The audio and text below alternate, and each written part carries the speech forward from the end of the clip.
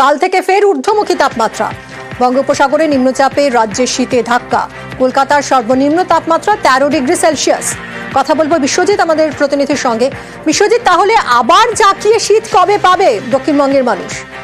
দেখো, এখনো এই জাতীয় শীতের আমেজ থাকবে 24 ঘন্টা। আগামী কাল থেকে ধীরে ধীরে বাড়বে তাপমাত্রা। 18 ডিসেম্বর পর্যন্ত জমিয়ে শীতের যে আমেজ সেটা থাকবে। তারপর থেকে শীতের প্রভাব অনেকটা কমবে এবং তাপমাত্রা শনিবারের মধ্যে 4 ডিগ্রি পর্যন্ত দক্ষিণবঙ্গে এবং উত্তরবঙ্গের ক্ষেত্রে 3 ডিগ্রি পর্যন্ত বাড়তে পারে, কারণ একটি অ্যান্টিসাইক্লোন বা বিপরীত ঘূর্ণাবর্ত তৈরির সম্ভাবনা বঙ্গোপসাগরে এবং আরো একটি পশ্চিমী ঝঞ্ঝা আসতে পারে। আর এই ফলেই আবহাওয়ার পরিবর্তন উইকেন্ডে। তবে দক্ষিণবঙ্গের আকাশ মেঘলা হতে পারে, আংশিক মেঘলা হতে পারে এবং উত্তরবঙ্গের ক্ষেত্রে দার্জিলিং এবং কালিম্পং এই দুই জেলায় শনিবার নাগাদ বৃষ্টির সম্ভাবনা, খুব হালকা বৃষ্টি হলেও বৃষ্টির একটা সম্ভাবনা। এবং দক্ষিণবঙ্গের উপকূল ও সংলগ্ন জেলাগুলিতে আবহাওয়ার পরিবর্তন হতে পারে এবং সেই আবহাওয়ার পরিবর্তনে আংশিক মেঘলা আকাশ, কোথাও মেঘলা আকাশের সম্ভাবনা। ধন্যবাদ বিশ্বজিৎ।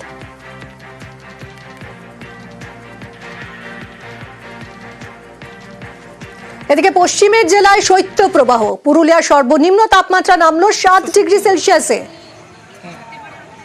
ইন্দ্রজিৎ আমাদের প্রতিনিধির সঙ্গে কথা বলবো। ইন্দ্রজিৎ, 7 ডিগ্রিতে নেমে গেছে পুরুলিয়ার সর্বনিম্ন তাপমাত্রা। সকাল থেকে ছবিটা ঠিক কি?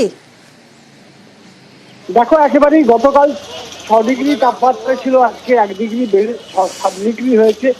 শীতের ছবিটা একই রকম জেলা জুড়ে। তার কারণ প্রচন্ড ঠান্ডা সকাল থেকেই।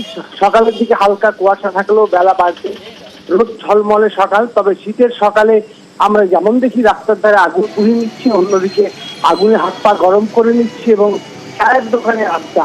ফলে শীতের জেলা জুড়ে একই ছবি, গ্রাম থেকে শহর পুরো কাঁপছে পুরুলিয়া এবং এই তাপমাত্রা আগামী দিনে আরো নামবে বলে জানা যাচ্ছে।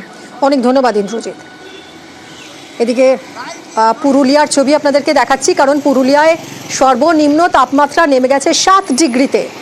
পশ্চিমের জেলায় শৈত্য প্রবাহ। আগামী কয়েকদিন এরকম শৈত্য প্রবাহ চলবে বলেই হাওয়া অফিসের পূর্বাভাস। অন্যদিকে বাঁকুড়ার দিকেও নজর রাখি, কারণ ঠান্ডায় কাঁপছে বাঁকুড়াও। জেলার তাপমাত্রা নেমে গেছে 9.5 ডিগ্রি সেলসিয়াসে। ইন্দ্রজিৎ রয়েছেন আমাদের সঙ্গে, কথা বলবো।